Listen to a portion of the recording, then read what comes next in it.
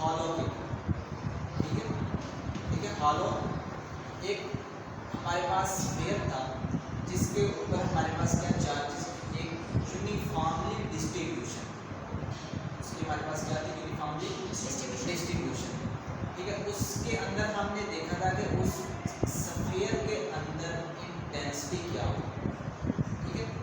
उसको हम थोड़ा सा रिवाइज करते हैं, रिवाइज करके फिर हम अपने टॉपिक की तरफ आएंगे। हमारे पास था एक इस तरह का स्फीयर, ठीक है, इसके ऊपर जो चार्जेस थे वो यूनिफॉर्मली, चार्ज हमारे पास क्या थे, यूनिफॉर्म। अब हमने देखना था कि ये जो हमारे पास स्फीयर है इसके अंदर इंटेंसिटी क्या हो। हमने जो इससे पीछे पढ़ा वो हमने पढ़ा था कि हमारे पास जो चार्जेस थे हमने इंटेंसिटी उसकी फाइंड की थी। वो चार्जेस जो थे वो एक सिलेंड्रिकल शेप के अंदर, वो एक स्फीयर के अंदर, ठीक है, उनकी हमने इंटेंसिटी फाइंड की, ठीक है। लेकिन अब ये जो हमारे पास चार्जेस है ये hollow charges, hollow cylinder, hollow sphere, ठीक है। ये हमारे पास हॉलो स्फीयर है हमारे पास, इसके ऊपर हमारे पास जो चार्ज होंगे वो यूनिफॉर्मली डिस्ट्रीब्यूटेड, ठीक है। हमने इसकी इंटेंसिटी फाइंड करनी है according to Gauss'' law, according to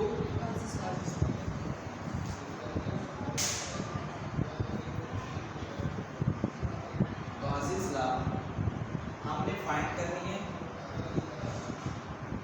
electric intensity, ठीक है। अब गाउस' लॉ के लिए हमें किस चीज़ की जरूरत है, हमें एक गाउसियन सरफेस की तो जरूरत पड़ेगी। उसको वो हम एक इमेजिन कर लेते हैं, लेट कर लेते हैं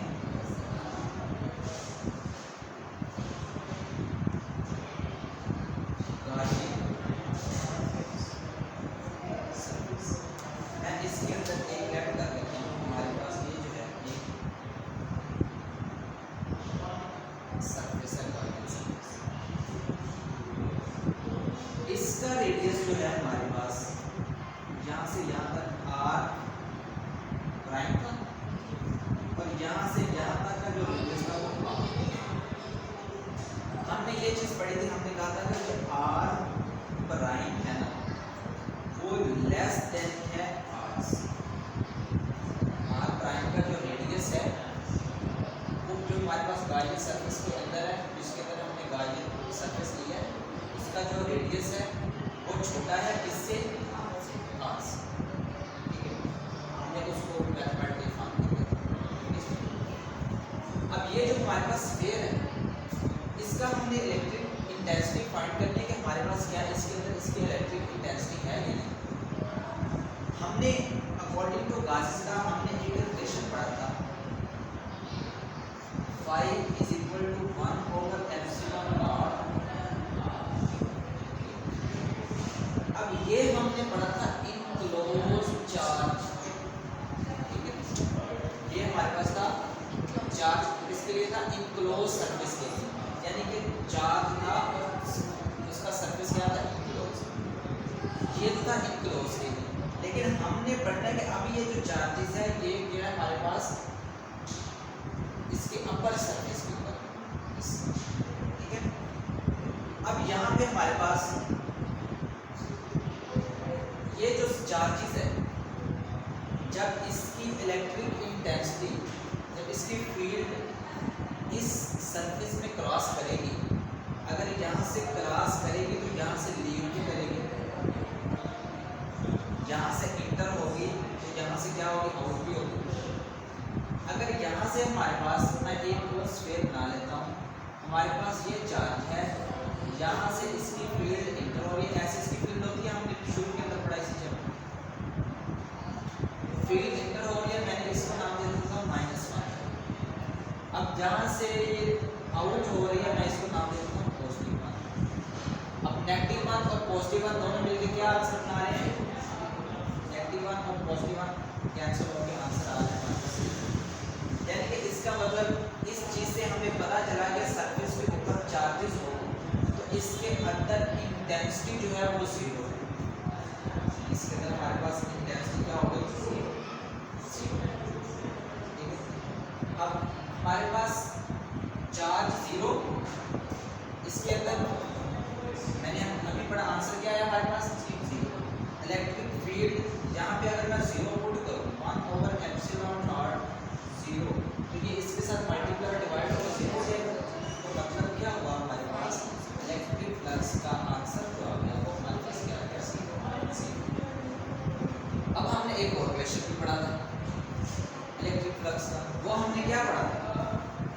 flux is equal to E dot A होता है। अब यहाँ पे हमारे पास दो चीजें आ गई, एक ई आ गया, दूसरा हमारे पास क्या आ गया, एरिया आ गया। अब हमारे पास यहाँ एक बात तो क्लियर है, ये तो हमारे पास क्या आ गया, जीरो आ गया। इलेक्ट्रिक फ्लक्स जो हमारे पास है वो क्या आ गया, जीरो आ गया, और बाकी बचा हमारे पास ई डॉट ए। अब ये जो हमारे पास सरफेस है, इसका हमारे पास कोई ना कोई एरिया तो लाजमी होगा जिसमें से ये पास हो, इसमें स्पीड पास होगी, कोई ना कोई उसका एरिया होगा। इसका हमें एक चीज का अंदाजा हो गया कि एरिया जो है वो जीरो नहीं हो सकता। जो यूनिट एक वेक्टर एरिया है, वेक्टर एरिया हमारे पास क्या जीरो नहीं हो सकता। अब एक तो बात क्लियर होगी कि vector area does not equal to zero, ये क्लियर है। लेकिन अभी हमने एक चीज देखी, कंक्लूजन देखा कि यहाँ के हमने इसके अंदर की इंटेंसिटी फाइंड करनी है, और अंदर जो हमारे पास इंटेंसिटी आई है वो क्या है, जीरो। इसका मतलब क्या हो, ये हमारे पास है जीरो। तो हम लिख सकते हैं E is equal to zero but A does not equal to zero। ठीक है, यही हमारे पास इसका क्या आंसर। अब इसके बारे में मैंने कल भी कुछ एग्जांपल्स दी थी, आज दोबारा दे देता हूँ। हमारे पास मैंने कहा था कि ये जो हमारे पास गासेस लॉ की ये जो एप्लीकेशन है, ये इम्प्लीमेंट कहाँ पे होती है, हमारी जनरल लाइफ में। ठीक है, मैंने आपको कहा था कि ये जो हमारे पास सरफेस है, ये मेटल सरफेस है। ये हमारे पास एरिया किस चीज़ का है, मेटल। ये जो बॉक्स किस चीज़ का, मेटल बॉक्स। ठीक हो गया। ये जो हमारे पास मेटल बॉक्स है, हमने ये चीज़ देखी कि आपने अपने घरों के अंदर अक्सर LCD कंप्यूटर और टीवी के अंदर देखा होगा, जो हमारे पास उसका अंदर मैकेनिज्म बना होता है, वो दो मेटल्स प्लेट के अंदर बना, वो दो मेटल्स प्लेट के अंदर बना होता है। उसके ऊपर चार्जेस जो होते हैं, उसके अंदर इंटेंसिटी जीरो।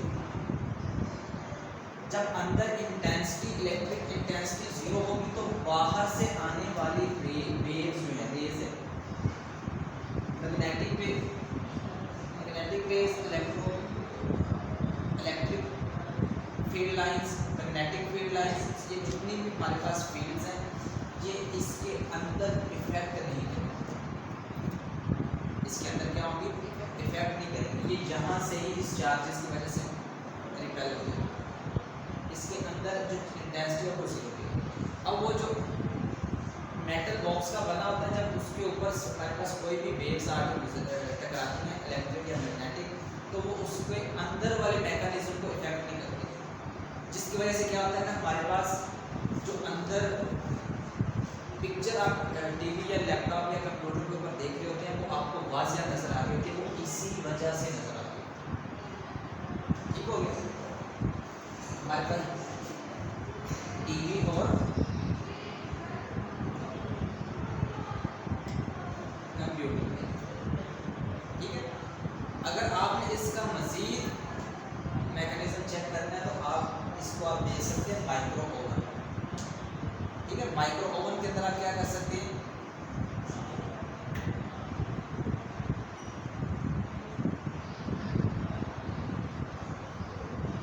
माइक्रो ओवन के अंदर आप देख सकते हैं कि आपका जो माइक्रो ओवन अंदर से बना होता है, वो आपका मेटल बॉक्स से बना होता है, उसके अंदर भी वेव्स असर नहीं करती। ठीक है, आप उसको ऐसा प्रैक्टिकल अगर आप देखना चाहें, तो आप क्या करेंगे, आप एक मोबाइल उठा के अंदर रख देंगे और एक अपने हाथ में पकड़ लेंगे और उस माइक्रो ओवन को बंद कर देंगे। बंद करके आप कार में लाएंगे तो उधर कार नहीं जाएगी, क्योंकि उसके अंदर की भी इंटेंसिटी क्या है, जीरो, जिसकी वजह से उसके अंदर कोई भी वेव्स असर नहीं, कोई भी फील्ड उसके अंदर असर नहीं। ठीक है, हमारे पास केबल वायर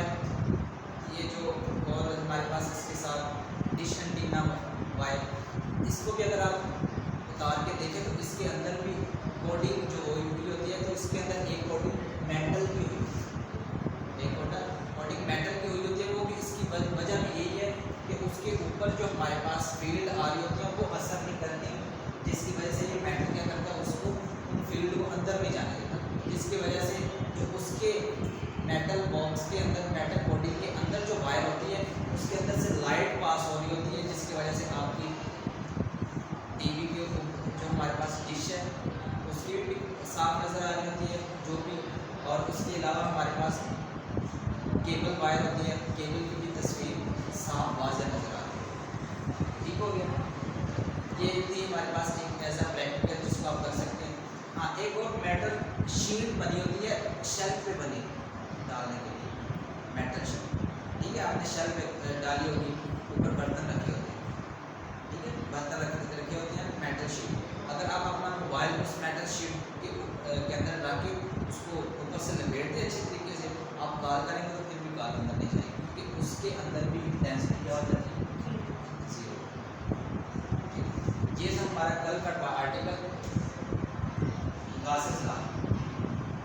आज का जो हमारा आर्टिकल है वो है हमारा पास, आज भी हमने इंटेंसिटी ही फाइंड करनी है, ठीक है, आज भी हमने इंटेंसिटी ही फाइंड करनी है, लेकिन किस चीज़ की, इन्फिनिटी शीट ऑफ चार्ज।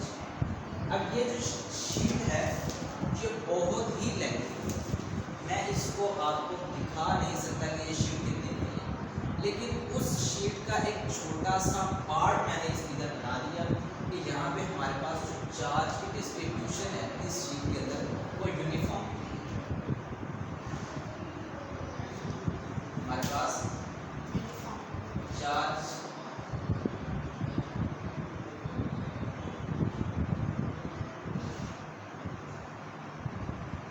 की डिस्ट्रीब्यूशन क्या हो गया हमारे पास,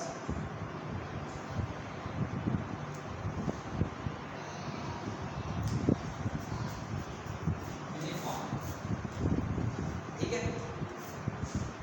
अब इसके अंदर हमने देखना है कि अब पूरे चार्जेस की हमने इलेक्ट्रिक इंटेंसिटी तो नहीं फाइंड कर सकते, हमने क्या किया, मैंने एक चार्ज ले लिया, उसकी मैंने क्या किया, इलेक्ट्रिक इंटेंसिटी हम फाइंड करके उसको पूरे शीट के ऊपर इम्प्लीमेंट कर देंगे। अब यहाँ एक और बात, अब इंटेंसिटी फाइंड करने के लिए हमारे पास, मैं इधर क्यूब भी ले सकता था, ठीक है, इस वे से यहाँ पे क्यूब भी ले सकता था। दूसरी बात, यहाँ पे सिलेंड्रिकल शेप क्यूब भी ले सकता था, यहाँ सर्कुलर फॉर्म के अंदर भी शीट ले सकता था, कोई सरफेस ले सकता था, लेकिन यहाँ मेरे पास जो अच्छा इमेज दिया मैंने वो सिलेंड्रिकल शेप, ठीक है, सिलेंड्रिकल शेप है, इसी वजह से ली क्योंकि हमारे पास इसकी इंटेंसिटी फाइंड करना आसान है as compare to cubic surface और एज कम्पेयर टू सरफेस, ठीक है। इसके अलावा हम कोई और सरफेस भी ले सकते हैं, जैसे हमने गासेस लॉ की सरफेस वैसे सरफेस भी ले सकते हैं, उसकी भी इंटेंसिटी फाइंड कर सकते हैं, लेकिन वो ज़रा डिफिकल्ट हो जाता है, ठीक है। यहाँ हम एक चार्ज इंटेंसिटी, लेकिन यहाँ पे जो चार्जेस होंगे वो यूनिफॉर्मली है, ठीक है। अब अगर ये तो हमारे पास 2D दिखाया गया, अगर मैं इसको 3D दिखाऊं तो हमारे पास एक शीट होगी,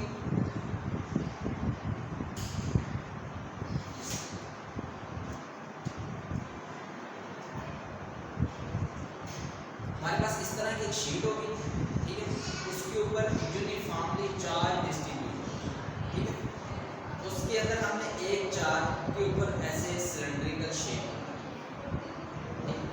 ऐसे शेप। अब ये सारे जो चार्जेस हैं ये यूनिफॉर्मली ही क्यों है, क्योंकि इसकी जो हमारे पास चार्जेस एक दूसरे को क्या करते हैं, सेम चार्जेस एक दूसरे को रिपेल करते हैं। जब रिपेल करेंगे तो हमारे पास इनकी जो डिवीजन होगी ये आपस में डिस्कस होगा, वो यूनिफॉर्मली होगा, एक स्पेसिफिक रीजन पे जाके ये रुक जाएगा, ठीक है, वो सारे एक दूसरे को क्या लगा रहे हैं, फोर्स लगा रहे हैं। अब यहाँ पे हमारे पास एक सरफेस आ जाती है, ये सिलेंड्रिकल शेप में आपने जो लिया वो कौन सा सरफेस है,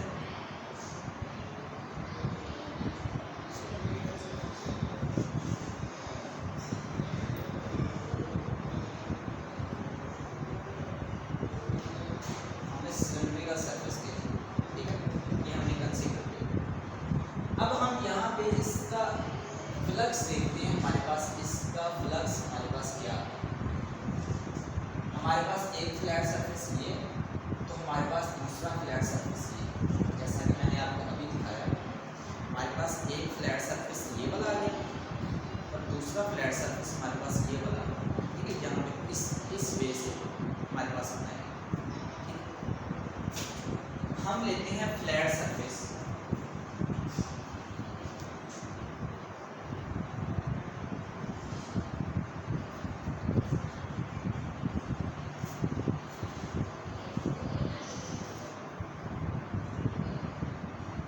फ्लैट सरफेस, इसकी हम फाइंड क्या करते हैं, इलेक्ट्रिक फ्लक्स। अब यहाँ पे देखिएगा हमारे पास फार्मूला था E डॉट ए, अगर मैं इसको ऐसे लिखूं E A cos थीटा, ठीक है। अब पहला हमारे पास फ्लैट सरफेस, यहाँ पे हमने देखा था ये जो फ्लैट सरफेस है इस वे से देखिए, ये जो फ्लैट सरफेस है ये वाला, इसका हमारे पास यूनिट वेक्टर यही होगा, परपेंडिकुलर। फील्ड भी इसकी इसी जानब होगी, फील्ड भी क्या होगी हमारे पास इसी जानब होगी। तो परपेंडिकुलर एरिया और इलेक्ट्रिक फील्ड के दरमियान हमारे पास एंगल क्या बनेगा, तो इसका मतलब ये हुआ हमारे पास जो थीटा आया वो क्या आ गया, हम यहाँ लिख सकते हैं। और cos 0 इज इक्वल टू क्या होता है, इज इक्वल टू ए, ये हमारे पास आ गया इसका पहला फ्लैट सरफेस का इलेक्ट्रिक फ्लक्स। अब हम अगर दूसरे फ्लैट सरफेस का देखें, अगर इसका ई ए आ सकता है तो दूसरे का तो ऐसा किसी के फ्लैट सरफेस, तो दूसरे हमारे पास सरफेस का भी क्या हो सकता है, इलेक्ट्रिक फ्लक्स जो आएगा वो भी हमारे पास उधर भी हमारे पास एंगल क्या 0 cos 0 हमारे पास क्या हो जाता है 1। अगर मैं इसका देखूं तो टोटल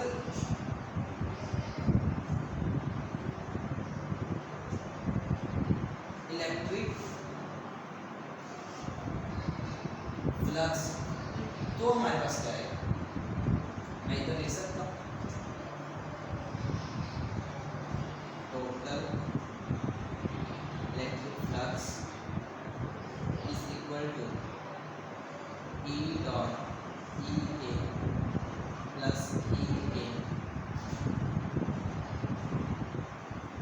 ये हमारे पास आ गया दो सरफेस का फ्लक्स। अब यहाँ हमारे पास एक और फ्लक्स देखिएगा,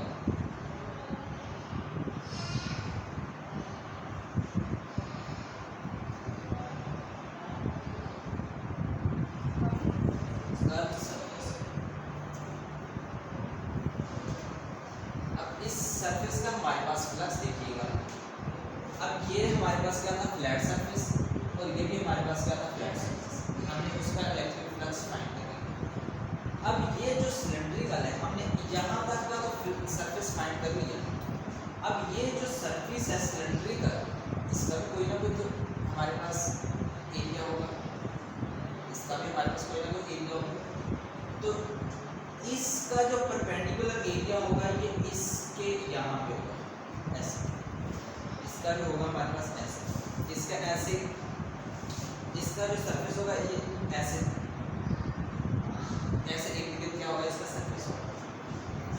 तो हमारे पास इलेक्ट्रिक फील्ड ये और इसका कर्व का सरफेस ये, तो मतलब क्या हुआ हमारे पास इनके दरमियान एंगल बना, वो क्या बना,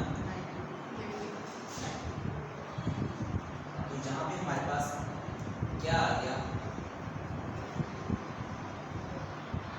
E A cos थीटा, और थीटा हमारे पास क्या आ गया 90, और 90 होता है हमारे पास 0, और हमारे पास कर्व सरफेस का जो इलेक्ट्रिक फ्लक्स आ गया वो क्या आ गया हमारे पास, मैं इधर ऐड कर सकता हूँ इसका 0। अब यहाँ पे एक और बात देखिएगा 0 ही क्यों आया। अब ये जो हमारे पास चार्जेस है ये हमारे पास यूनिफॉर्मली डिस्ट्रीब्यूटेड है, ठीक है, इसकी इलेक्ट्रिक फील्ड भी सीधी होगी, ये किसी और वे से पास नहीं करेगी। ये हमने इलेक्ट्रिक फील्ड लाइंस की प्रॉपर्टीज के अंदर भी ये चीज़ की। अब ये सीधी ही क्यों होगी, लीनियरली ही क्यों होगी? ये लीनियर इसलिए होगी, हमारे पास जितने भी चार्जेस हैं ये सब की फील्ड क्या होगी, सेम होगी, क्योंकि ये एक दूसरे को रिपेल कर रहे होंगे, जिसकी वजह से ये एक दूसरे के पास नहीं है और ना ही एक दूसरे को क्या करेंगे, डिस्टर्ब करेंगे, जिसकी वजह से इसकी जो फील्ड होगी जिस डायरेक्शन में होगी वो उसी की डायरेक्शन में ना कि चेंज होगी। अब इसका हमारे पास टोटल इलेक्ट्रिक फ्लक्स क्या आ गया, इसका टोटल इलेक्ट्रिक फ्लक्स 2E, ये हमारे पास आ गया इसका टोटल इलेक्ट्रिक फ्लक्स ऐसे। अब हमने अकॉर्डिंग टू गॉसेस लॉ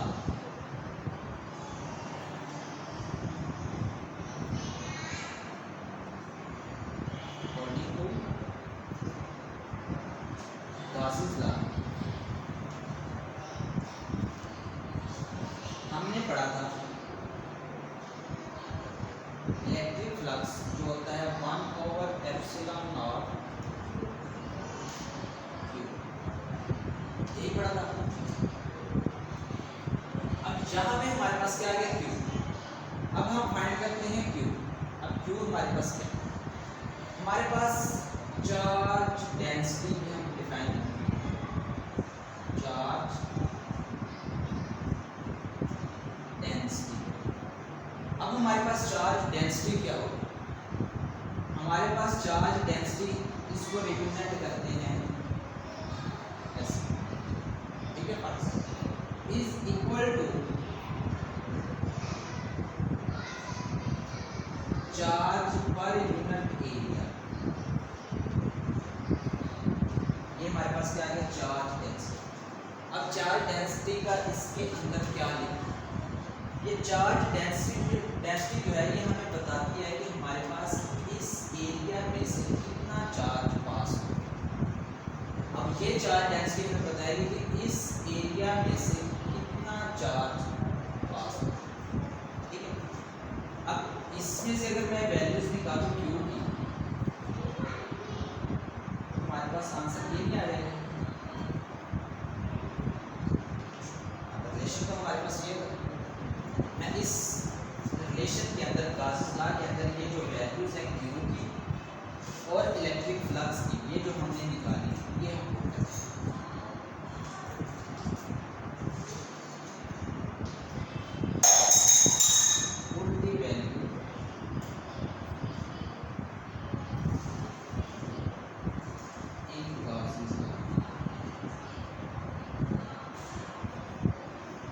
यहाँ पे देखिएगा हमारे पास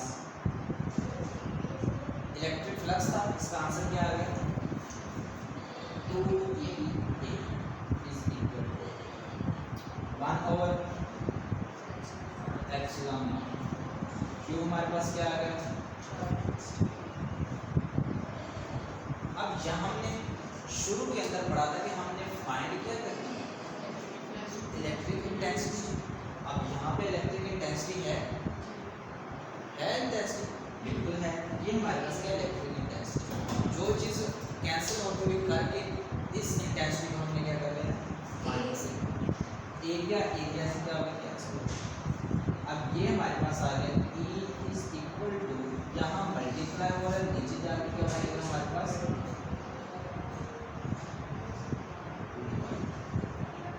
तो ये हमारे पास क्या आ गया,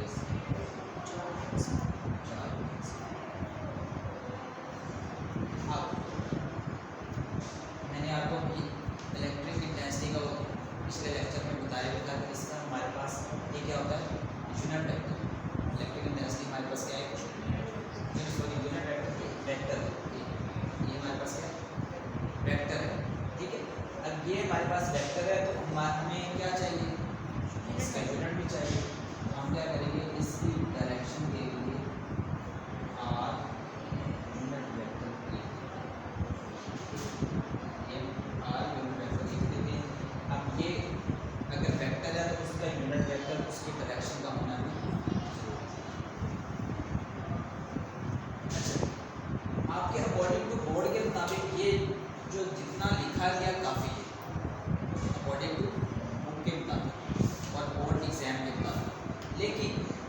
बात कंप्लीट नहीं हुई, अभी बात कंप्लीट नहीं हुई, लेकिन आपके बोर्ड के मुताबिक ज्ञान इतना काफी, आपको इतना आप लिखेंगे आपको मार्क्स मिल जाएंगे।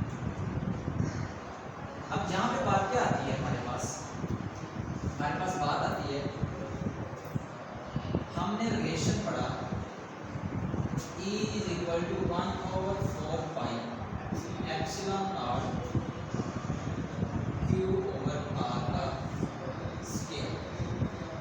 ठीक है, अब यहाँ क्वेश्चन ये पैदा होता है कि हमारे पास चार्ज से अगर हम कितना दूर जाएं, सपोज हमारे पास एक पॉइंट A है और एक पॉइंट B है। अगर मैं आपसे कहूँ कि बेटा इन दोनों में से इलेक्ट्रिक इंटेंसिटी स्ट्रॉन्ग और वीक कहाँ पे होगी, तो आप क्या कहेंगे? सारी बात आप यही कहेंगे सर इधर हमारे पास क्या होगी, स्ट्रॉन्ग होगी, इधर क्या होगी, वीक होगी, ऐसे। लेकिन ये क्या आ गया हमारे पास,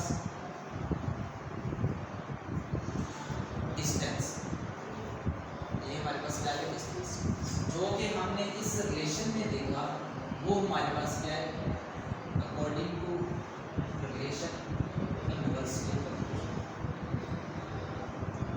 ठीक है, जितना ज़्यादा डिस्टेंस होगा उतनी वीक होगी, क्या होगी, इलेक्ट्रिक इंटेंसिटी।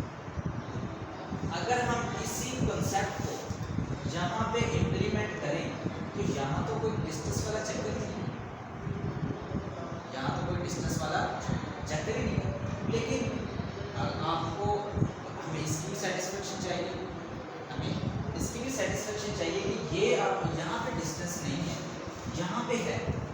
हम अगर इसको रिलेशन को देखें तो ये हमें कहता है कि जितना ज़्यादा डिस्टेंस होगा, जितना ज़्यादा दूर जाएगा उतनी उसकी वीक हो जाएगी इलेक्ट्रिक इंटेंसिटी।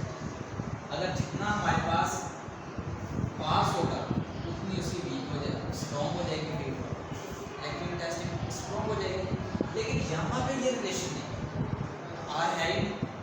अब यहाँ पे क्या फार्मूला इम्प्लीमेंट होगा, अब यहाँ देखिए, यहाँ पे हमारे पास मीडियम दिया गया है, यहाँ हमारे पास क्या दिया गया, मीडियम दिया गया। ठीक है, यहाँ पे हमारे पास एक मैं पॉइंट ले लेता हूँ A, दूसरा पॉइंट ले लेता हूँ।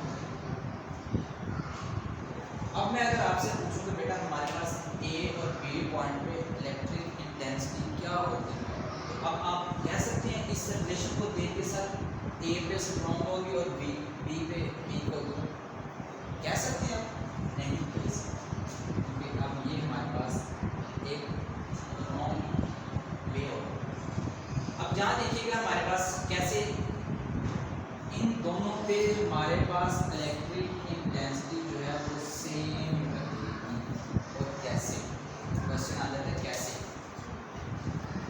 अब मैं देख रहा हूँ हमारे पास ये डिपेंड करेगा मीडियम के ऊपर। अब ये जो मेरा हाथ है ना, सपोज आप इसको मीडियम ले लीजिए, यहाँ पे मैं एक चार्ज की इंटेंसिटी फाइंड कर रहा हूँ। ठीक है, अब जैसे ये हमारे पास A पॉइंट है यहाँ पे, अब जैसे ही मैं B पॉइंट पे जाऊँगा तो हमारे पास एरिया इसका मीडियम ज़्यादा हो जाएगा, इसकी मीडियम क्या हो जाएगा, ज़्यादा हो जाएगा। इसकी हमारे पास जो चार्ज डेंसिटी है वो इसका इसके साथ क्या है, डायरेक्टली रिलेशन। अब ये एरिया ज़्यादा हो जाएगा। ठीक है, जब B पॉइंट पे अगर मैं C पॉइंट पे इसको लेके आऊँ तो इसका फिर क्या हो जाएगा, मीडियम बढ़ जाएगा, ज़्यादा हो जाएगा। अब ये चार्ज ज़्यादा गिरेगा, B पॉइंट पे इसने थोड़े चार्ज गिरे, A पॉइंट पे इसने एक चार्ज को घेरा, C पॉइंट पे इसने बहुत सारे चार्जेस को घेरा। लिहाजा यहाँ पे एक चार्ज की इंटेंसिटी, यहाँ पे B पॉइंट पे एक से ज़्यादा चार्जेस की इंटेंसिटी, इलेक्ट्रिक इंटेंसिटी, यानी कि जितने चार्जेस होंगे उसकी इंटेंसिटी इधर आएगी। यहाँ पे C पॉइंट पे जितना ज़्यादा चार्जेस गिरेगा, ज़्यादा चार्जेस गिरेगा, उसकी ज़्यादा इंटेंसिटी आएगी। तो मतलब क्या हुआ, एक चार्जेस पे भी उसकी इंटेंसिटी सेम थी, B पे चार्ज ज़्यादा हो गए फिर भी इंटेंसिटी सेम रहेगी, C पॉइंट पे चार्ज और ज़्यादा हो गए फिर भी इंटेंसिटी सेम रहेगी। ऐसे D, E, F आप चलते जाएं। एरिया क्या होता जाएगा आपका ऐसे होता जाएगा, हमारे पास क्या होता जाएगा। तो हमारे पास क्या आया होगी इसकी इंटेंसिटी ए पॉइंट पे भी सेम रहेगी, बी पॉइंट पे भी सेम रहेगी, और अगर मैं इसको आगे सी पॉइंट पे ले जाऊँ वहाँ भी सेम रहेगी। ऐसे अगर आपको समझ सकते हैं तो हमारे पास इंटेंसिटी क्या रहेगी इसकी सेम है। अब क्यों मैंने ये रिलेशन क्यों लिखा, क्योंकि आपको इसकी समझ आए ये यहाँ पे इम्प्लीमेंट नहीं है।